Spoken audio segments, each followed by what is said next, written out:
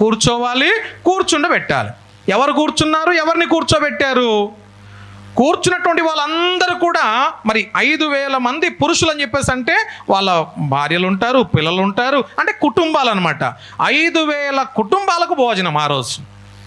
లైన్లో కూర్చున్నారు, ఏమీ లేనప్పుడు కూర్చున్నారు. అవునా? భోజనమే లేనప్పుడు కూర్చున్నారు. దీన్ని మనం ఏమంటున్నామో తెలుసా? విశ్వాసము అంటాం. హల్లెలూయా. దేవుడు ఇస్తాడు అనేటటువంటి విశ్వాసం. అన్నీ ఉన్నప్పుడు నమ్మడం కాదు దేవుని.